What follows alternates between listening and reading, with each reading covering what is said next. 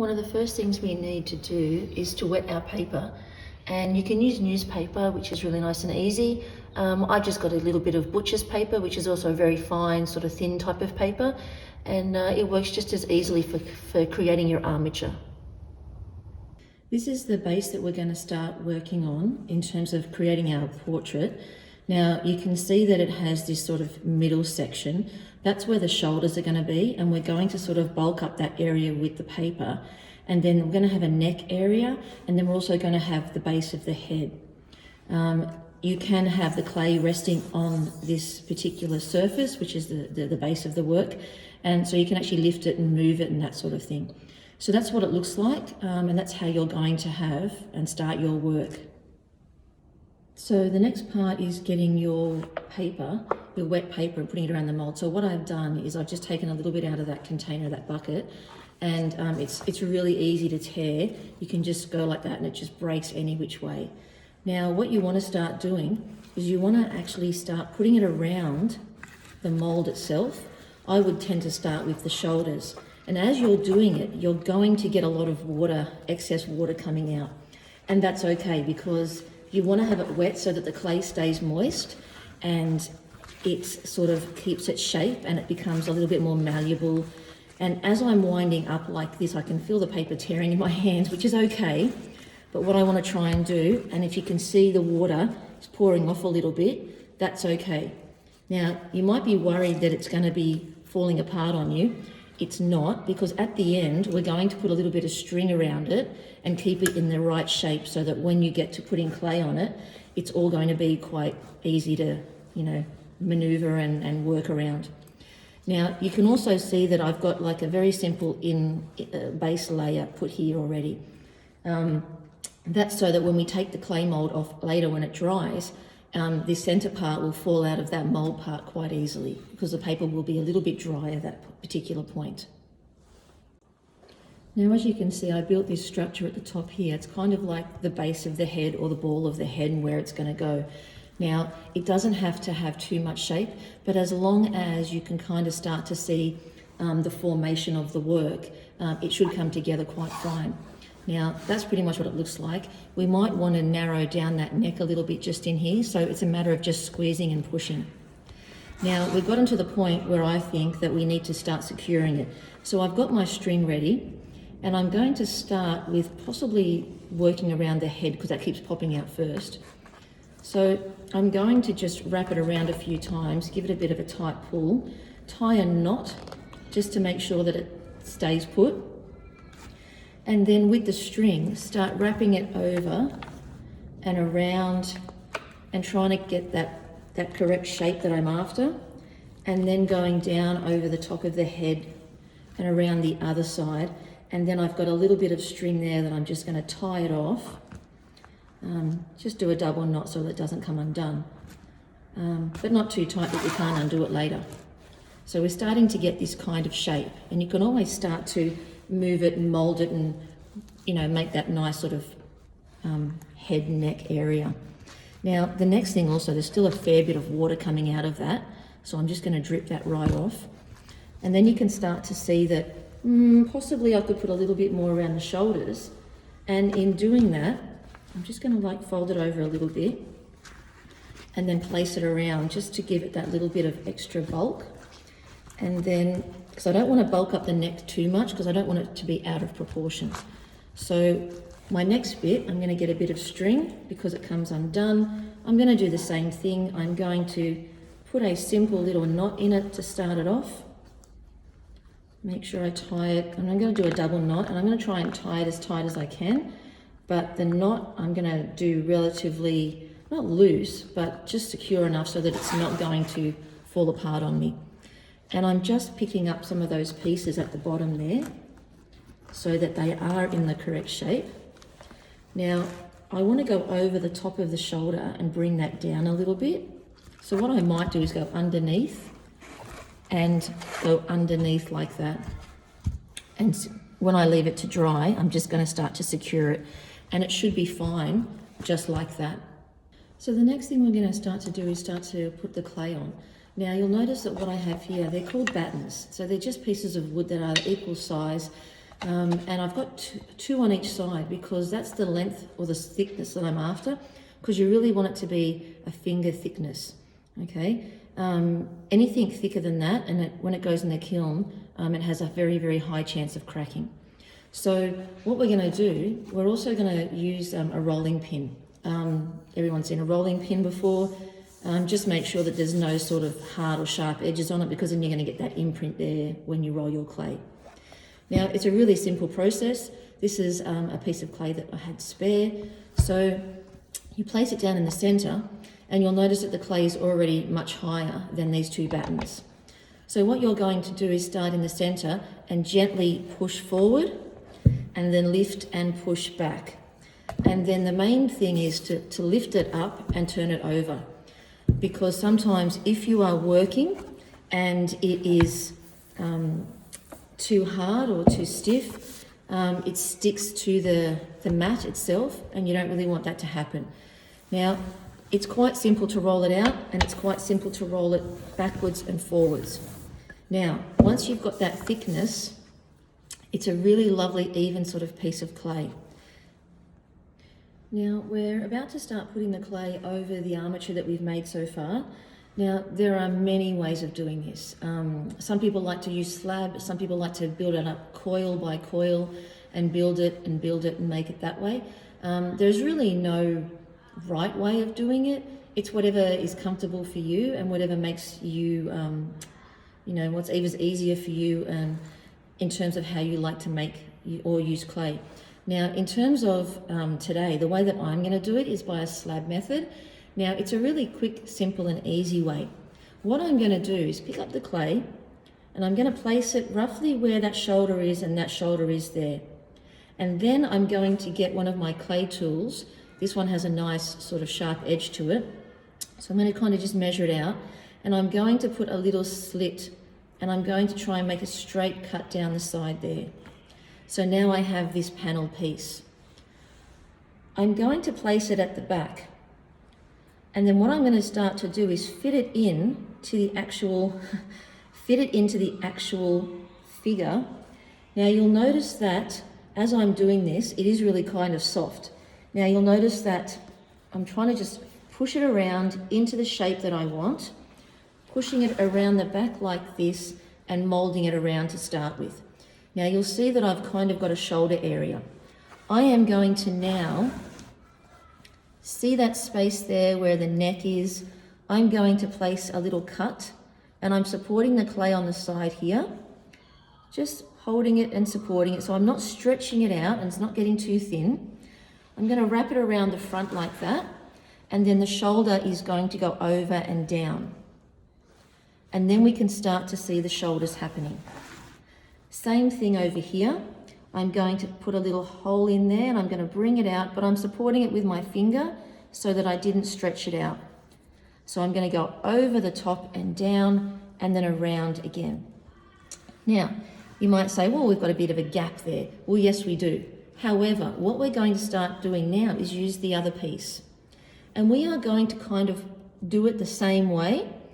Now, with this piece, as I roll it over across the top like this, I can see that I'm going to have some gaps like that where I've already gone over. I don't want my clay too thin, so I'm just going to start to measure out where I have got clay already, and I'm going to just make a little cut all the way up. I don't know if you can see that well enough. I'm just going to make that little cut all the way up on that side, supporting the clay, and then I'm going to press it down and make sure that it all sort of seals over. Don't lose these pieces or don't crunch them up or anything, because you're going to use them after. And then I'm going to go again on this side, and you can see where I kind of started here. I'm going to just put a little marker just in there, and then I'm going to go straight up here, straight up the top, hold it, support it so I don't push it out of shape, and then I'm going to make sure it goes over and around. Okay, so because I'm joining clay, one of the things I'm going to start to do is I'm going to start to cross hatch. Now, we learnt this technique when we were watching the previous videos, and that just means that because this clay is so soft and supple, when you cross hatch both sides, you're pushing the clay together and you're mixing those two clays. and I'm using my fingertips just to make sure I've joined that properly. Now, when I'm doing this section down here, I'm looking at what's there and I'm going, that's a little bit close there. So I don't want to have it too thick. So what I'm going to do is just trim that little bit off, put it to the side. I'm going to use that later. But I am going to seal off this part here and join that. So I am going to cross hatch that part there like that. And then this part over here. So everything across there, I'm cross hatching because I want to have that as a nice join. And when I press it together, I want to make sure that I'm pushing the clays together and that I don't have a thick piece, but a relatively thinner piece. Okay? And then what I'm going to start to do after is mix the clay one way, the other way, one way, the other way, until I have no seam to show off, so I can't see where I've done that. Does that make sense so far? You're going to have those finger marks, but we can smooth those out later. But just to make sure we've got a good start on it. Now I'm going to make sure I do it on this side as well. Again, cross hatching all the way. I don't want to have thin pieces, and that's a little bit thin at the end there. But I am going to cross hatch that. I'm going to see where it overlaps, and then underneath here I'm going to cross hatch again. Another way of, another term you can use is scoring, because it's the same sort of idea, but just, different way of saying it. But I like cross hatching because that's exactly what I'm doing. And I'm going down and over and down and over and down and over, and I'm trying to join those clays. Now I've got a gap under there, so I'm going to just do a little cross hatching underneath there as well, making sure that seals, cross hatching on that side, making sure it seals, pressing it into the mold that I already have. And as you can see, I'm going to start to blend that in, and I want to make sure that in that particular space there, that clay is sealed. Now I'm not going to force that hole there because I have these other pieces of clay that I can attach to it after. Now I do have these gaps, and let me work on the top here. Cross hatching at the top, making sure that I seal it over, just like that. I scored the other side before, pressing it over, making sure I'm sealing it across. The clay is so soft when it comes out of the bag straight away. As I'm pushing this way, the clay is just pulling back on this side. So you need to have your fingers there and support it. You really need to tell it what to do. Okay, otherwise you're going to be in all sorts of trouble later on. So I'm supporting the clay on this side, pushing it over, and I'm supporting it with my fingers. Now the top part, we're going to fold over. And here, it just makes it, so I can't cross hatch that side, but I am going to start to seal this by going over and up and down, holding it, sealing it. You can put a little bit of pressure because you've got the newspaper support or the support of the paper underneath. This side here, I'm going to just take a little bit of that off, place it down there, and then I'm going to start to do the same thing. Fold it in and over, up, down, and then I'm going to start to smooth it out. And I've kind of got that sort of shape. Now, if that's not the shape you're after, move the head around. Now, looking at that neck looks a little bit thick. So what I'm going to start to do now is use my hands and create and mold and make and shape. Now, I'm just going to cut that off because I just realized some of that string is coming through. Whoops, get rid of that because you don't want to have that. Now, with these gaps, again, it's the same sort of thing. Because there's no clay to join it, I'm going to score the two edges, seal them up, but I'm going to score that first, and I'm going to just press them together like that, and then over and down, and over and down, and over and down, and over and down. And then I'm going to start to move that clay around because I can start to feel some gaps underneath, and I'm going to start to smooth that around. Now, if you have some clay in an area that you really don't want it there and you want to move it around a lot, I tend to use wooden spoons because it's great to batting things into place, and plus it smooths it out really nicely. And it gives this lovely finish. I don't know if you can see the difference here already. And you can just kind of bat the shoulders out as well. Anywhere you want to sort of create that little movement of clay and shift it around a little bit. Okay, now comes the fun part, where you start to create your facial features and work from there. Now remember, you're working in 3D, so you've got to figure out which is the front, which is the back. The back of the skull is always slightly higher. The chin comes down the front here like this, and we start to sort of move that neck in. If you want to, you can put a bit of pressure on there, move that around, start to form the collarbones. As you can see, the clay is starting to move down here a little bit. So what we're going to start to do is just shift that clay down, start moving it around, and I want you to start to create the form that you're after. Now, because you have very specific emotions that you are going to be looking at, start to build towards that. This little triangle-y piece down here, I'm going to get one of these pieces. I'm going to try and figure out how much I need. I'm going to measure, and I'm going to trim that like that. And then I'm going to start scoring this side, cross-hatching it, making sure that it's going to join properly, going across like this on the edges, and then placing it on like that, and then sealing the two clays. I can pinch it if you want, if you've got enough clay there, or you can roll it over, fold it, however you want to get that over, but you can start to sort of make that nice and smooth, and you can start to build upon that.